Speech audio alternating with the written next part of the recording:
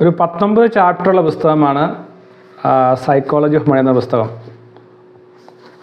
അവസാനത്തെ ചാപ്റ്റർ അദ്ദേഹത്തിൻ്റെ ജീവിതാനുഭവം കൂടി മോർഗൻ ഹസൽ പറയുന്നുണ്ട്. ഈ പുസ്തകം വളരെ പ്രശസ്തമായിട്ടുള്ള പുസ്തകമാണ്. ധാരാളം ആളുകൾ ഈ പുസ്തകം വായിക്കണമെന്ന് പറയുകയും ഈ പുസ്തകത്തിൽ ധാരാളം വീഡിയോകളെല്ലാം യൂട്യൂബിലൊക്കെ നമുക്ക് കാണുവാനായിട്ട് സാധിക്കും.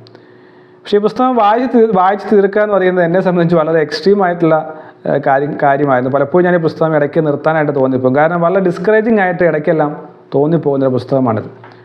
കാരണം ഇതിനകത്ത് പറയുന്നതിൽ അധികവും ഒരു ലെസ് ഒപ്റ്റിമിസ്റ്റിക് ആയിട്ടുള്ള കാര്യങ്ങളായി നമുക്ക് തോന്നിപ്പോകും.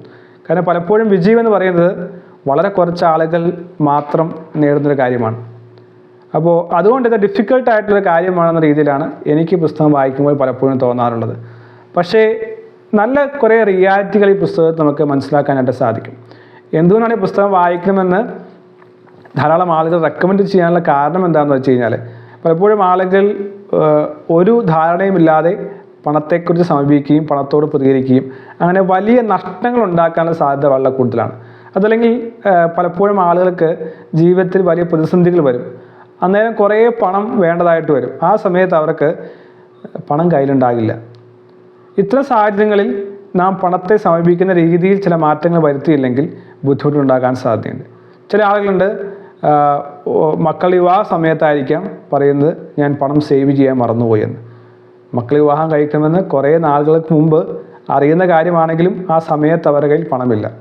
കുറേ ആളുകൾ ജോലിയെല്ലാം കഴിഞ്ഞ് റിട്ടയർമെൻ്റായി അപ്പോഴാണ് വിചാരിക്കുന്നത് കയ്യിൽ 10 പൈസയില്ല എന്ന്. അതും പണത്തെക്കുറിച്ച് മനസ്സിലാക്കാത്തതിൻ്റെ അഭാവമാണ്.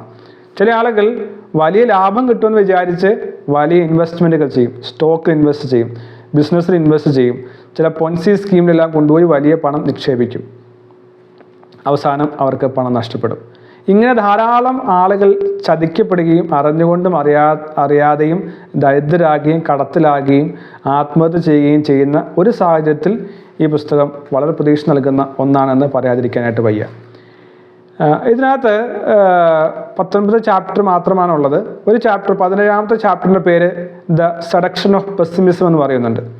അപ്പോൾ എനിക്ക് തോന്നി പുസ്തകം ഏകദേശം ആ ലൈനിൽ തന്നെ പോകുന്നതാണെന്ന് തോന്നാറുണ്ട്. പെസിമിസം എന്ന് പറയുന്നത് പലപ്പോഴും നെഗറ്റീവായിട്ടുള്ള കാര്യങ്ങളെ കാണുകയും അതിനെ ജനറലൈസ് ചെയ്യുകയും പൊതുവായി പൊലിപ്പിച്ച് കാണിക്കുകയും ചെയ്യുന്ന ഒരു സംവിധാനം പൊതുവെ മാധ്യമങ്ങളിലും ഒപ്പം നമുക്ക് പൊതുവെ അങ്ങനെ അനുഭവപ്പെടാറുണ്ട്. അപ്പോൾ ഇത്ര കുറേ അധികം എക്സ്ട്രീം ആയിട്ടുള്ള കാര്യങ്ങൾ ഈ പുസ്തകത്തിൽ നമുക്ക് കാണുവാൻ സാധിക്കും.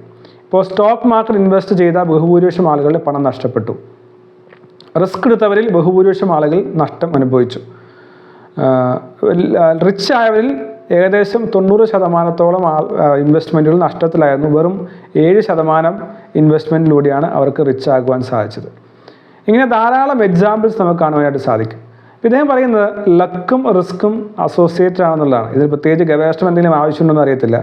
ഒരു വശത്ത് ലക്കും ഒരു വശത്ത് റിസ്ക്കും രണ്ടിനെയും ബാലൻസ് ചെയ്യാൻ സാധിക്കുമെന്നുള്ള ഒരു കാര്യമാണ് അദ്ദേഹം തുടക്കത്തിൽ പറഞ്ഞു വയ്ക്കുന്നത്. പക്ഷേ ചില കാര്യങ്ങൾ തീർച്ചയായും നാം അറിയേണ്ട ഒരു കാര്യം എന്താണെന്ന് വെച്ച് കഴിഞ്ഞാൽ, ഇദ്ദേഹം സേവിങ്സിനെ കുറിച്ചാണ് ഇതിൻ്റെ എസൻസായി പറയുന്നൊരു കാര്യം. കാരണം ജീവിതത്തിൽ ഏത് സമയത്തും എന്ത് എമർജൻസി നമുക്ക് വന്നു ചേരാം. ചിലപ്പോൾ രോഗമായിരിക്കാം, ചിലപ്പോൾ ഒരു കടമായിരിക്കാം. എന്തെങ്കിലും കാരണം കൊണ്ട് നമ്മുടെ ജീവിതത്തിൽ എന്തെങ്കിലും ഒരു എമർജൻസി വരാൻ സാധ്യതയുണ്ട്. അങ്ങനെയാണെങ്കിൽ നാം എങ്ങനെയാണ് സർവൈവ് ചെയ്യുക? ഈ ഒരു ചിന്ത നാം എപ്പോഴും മനസ്സിൽ നടക്കേണ്ട ഒരു കാര്യമായിട്ട് അദ്ദേഹം പറയുന്നത്. അപ്പോൾ അദ്ദേഹം അതിന് പറയുന്നത് there is no reason for saving. പണം സേവ് ചെയ്യാൻ പ്രത്യേകിച്ചൊരു കാരണവുമില്ല. പ്രായമാകുമ്പോൾ എനിക്ക് റിട്ടയർമെൻറ്റ് എൻജോയ് ചെയ്യാനാണെന്നോ അല്ലെങ്കിൽ വീട് വാങ്ങാനാണെന്നോ അല്ലെങ്കിൽ വാഹനം വാങ്ങാനാണെന്നോ ഇങ്ങനൊരു പ്രത്യേക റീസൺസ് വേണ്ട. Saving is A habit. അദ്ദേഹം അതിനെ വളരെ കൃത്യമായി തന്നെയാണ് അവതരിപ്പിക്കുന്നത്. ടൈമുമായി ബന്ധപ്പെട്ടാണ് അദ്ദേഹം അതിനെ പറയുന്നത്. ഇപ്പോൾ അവസാന ചാപ്റ്ററിൽ ഇത് എല്ലാ പോയിന്റുകളും അദ്ദേഹം പറയുന്നുണ്ട്. എന്തുകൊണ്ടാണ് ഓരോ വിഷയങ്ങൾ അദ്ദേഹം അതിനെക്കുറിച്ച് പറയുന്നുണ്ട്. അവിടെ കൃത്യമായി അദ്ദേഹം ഇതിനെ പറയുന്നത് ഇങ്ങനെയാണ്: use money to gain control over your time. ഈ സമയത്തെ കൺട്രോൾ ചെയ്യാനായിട്ട് നമുക്ക് പണത്തിലൂടെ സാധിക്കണം എന്നുള്ള അവസ്ഥയാണ് അദ്ദേഹം പറയുന്നത്. അപ്പോൾ ഈ ലോങ് ടേമിൽ ആയിരിക്കും ഇൻവെസ്റ്റ്മെൻറ്റ്സ് മിക്കതും പോകേണ്ടത്. ഒരിക്കലും ഷോർട്ട് ടേം ആയിട്ടുള്ള ഗോൾസിന് വേണ്ടി നാം ഇൻവെസ്റ്റ്മെൻറ്റോ അതല്ലെങ്കിൽ ഷോർട്ട് ടേമായി നമുക്കുണ്ടാകുന്ന സന്തോഷങ്ങൾക്ക് വേണ്ടിയുള്ള വലിയ ഇൻവെസ്റ്റ്മെൻറ്റുകൾ ചെയ്യാതെ സമയം കുറേ കൊടുത്തുകൊണ്ട് പേഷ്യൻസിലൂടെ ഇൻവെസ്റ്റ് ചെയ്തുകൊണ്ട് ഒരു വലിയ നേട്ടം ഉണ്ടാക്കാൻ സാധിക്കണം. ഈ പുസ്തകത്തിലൂടെ മനസ്സിലാക്കാൻ പറ്റുന്ന മറ്റൊരു പ്രധാനപ്പെട്ട കാര്യമാണ് humility, ego, show of, comparison. മനുഷ്യർ പലരും കടത്തിലാകാനുള്ള ഒരു കാരണം എന്ന് പറയുന്നത് ഈഗോയും ഷോ ഓഫ് ചെയ്യണമെന്നും അല്ലെങ്കിൽ മറ്റുള്ളവരുമായി കമ്പയർ ചെയ്യണമെന്നുള്ള ചിന്തകൾ കൊണ്ടാണ്. അപ്പോൾ വെറുതെ ഷോ ഓഫ് കാണിക്കാനായി പണം മുടക്കാതിരിക്കുക. വെറുതെ മറ്റുള്ളവരുമായി കമ്പയർ ചെയ്തുകൊണ്ട് മറ്റുള്ള ആൾക്ക് പണമുണ്ട് എനിക്ക് പണമില്ല, അവനെപ്പോലെ ആകണമെന്നുള്ള ചിന്തയിൽ നാം പണം മുടക്കാതിരിക്കുക. അതിനാണ് പറയുന്നത് ഇതെല്ലാം ഈഗോ കൊണ്ടാണ് നാം ഇങ്ങനെ ചെയ്യുന്നത്. മറ്റുള്ളവരെ പോലെ ആകണം, അവരെയൊക്കെയാൽ വലുതാകണം എന്നുള്ള ഈഗോയാണ്.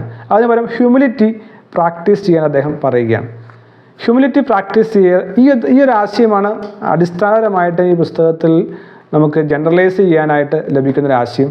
കാരണം ലോകത്തിൽ ഒട്ടനവധി ആളുകൾക്കും പറ്റുന്ന ഒരു മണ്ടത്തരമാണ് മറ്റുള്ളവരുമായി കമ്പയർ ചെയ്തുകൊണ്ട് ഈഗോയെ സാറ്റിസ്ഫൈ ചെയ്യാൻ ഹ്യൂമിലിറ്റി ഇല്ലാതെ ചെയ്യുന്ന പ്രവർത്തനങ്ങൾ വലിയ ഒരു നഷ്ടങ്ങൾ ഉണ്ടാക്കാൻ സാധ്യതയുണ്ട്.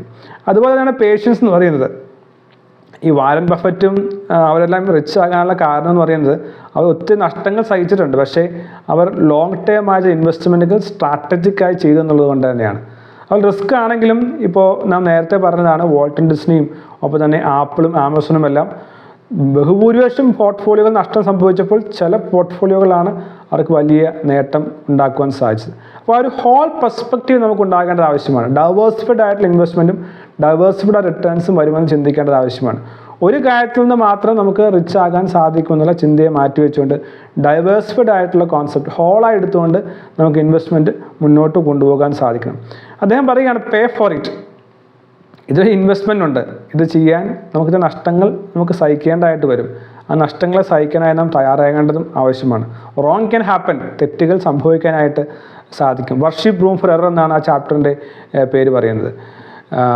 ഇങ്ങനത്തെ ധാരാളം കാര്യങ്ങൾ ഈ പുസ്തകം നമുക്ക് കാണുവാൻ സാധിക്കും. വെറും 20 ചാപ്റ്റർ മൊത്തമുണ്ട്. 20ാമത്തെ ചാപ്റ്ററിൽ അദ്ദേഹം ചോദിക്കുന്ന അദ്ദേഹം സ്വയമായിട്ട് പറയുകയാണ്, ഞാൻ ഇത്രയും കാര്യങ്ങൾ 19 ചാപ്റ്ററിൽ ഉപദേശിച്ചു, ഞാൻ എങ്ങനെയാണ് പണം സേവ് ചെയ്തത്, എൻ്റെ കയ്യിൽ പണമുണ്ടോ, ഞാൻ പണത്തോടുള്ള സമീപനം എങ്ങനെയാണ് എന്നുള്ള കാര്യങ്ങളെല്ലാം അദ്ദേഹം പറയുന്നുണ്ട്. കൺഫെഷൻ എന്നാണ് ചാപ്റ്ററിൻ്റെ പേര് തന്നെ. അദ്ദേഹം ഡോക്ടേഴ്സ് രോഗികളെ ചികിത്സിക്കും, അവർ രോഗത്തിന് അടിമപ്പെടാറുണ്ടോ, അവർ മരിക്കാറില്ലേ, ഇതുപോലുള്ളൊരു കോണ്ടെക്സ്റ്റ് അദ്ദേഹം പറയുന്നത് താൻ എങ്ങനെയാണ് പണത്തെ സമീപിക്കുന്നത്. അപ്പോൾ അദ്ദേഹം പറയുന്നത് റിച്ച് ആകുക എന്ന് പറയുന്നത് അല്ലെങ്കിൽ വെൽത്തി എന്ന് പറയുന്നത് കുറേ അധികം പണം ഉണ്ടാക്കുക എന്നുള്ള അല്ല അദ്ദേഹം ഉദ്ദേശിക്കുന്നത്. അദ്ദേഹം സേവിങ്ങിൽ വിശ്വസിക്കുകയും അതിലൂടെ സമയത്തെ കൺട്രോൾ ചെയ്യാൻ അദ്ദേഹത്തിന് സാധിച്ചുമെന്നുള്ളതാണ് അദ്ദേഹം പറയുന്നത്. അപ്പോൾ ഇത്തരം നല്ല മനോഹരമായിട്ടുള്ള കാര്യങ്ങൾ പുസ്തകത്തിൽ കാണുവാൻ സാധിക്കും. ഞാൻ അത്രയധികം നിർബന്ധിക്കുമെന്നില്ല വായിക്കാനായിട്ട്, പക്ഷേ നിങ്ങൾക്ക് താല്പര്യമുണ്ടെങ്കിൽ പുസ്തകം വായിക്കാം. Psychology of money by Morgan Housel. അതിൻ്റെ ഹെഡിങ് ഇങ്ങനെയാണ്, സബ് ഹെഡിങ് ഇങ്ങനെയാണ്, timeless lesson on wealth, greed and happiness. അപ്പോൾ വെൽത്ത് ഒരു പാർട്ട് മാത്രമാണ്. ഗ്രീഡ് എന്ന് പറയുന്ന ഫാക്ടർ നമ്മെ പുവറാക്കുമെന്നും ഒപ്പം തന്നെ ഹാപ്പിനെസ് ആണ് ജീവിതത്തിൽ വേണ്ടതെന്നുമുള്ളൊരു ആശയമാണ് ഈ പുസ്തകം പ്രായോഗികമായി മുന്നോട്ട് വയ്ക്കുന്നത്. തീർച്ചയായും ഈ ചിന്തകൾ നമ്മെ സഹായിക്കട്ടെ. ഇനിയും ഇത്തരം പുസ്തകങ്ങളും പണത്തെക്കുറിച്ചുള്ള ആശയങ്ങളുമായി നമുക്ക് വീണ്ടും മീറ്റ് ചെയ്യാം. Let us make 10x growth through strong habits.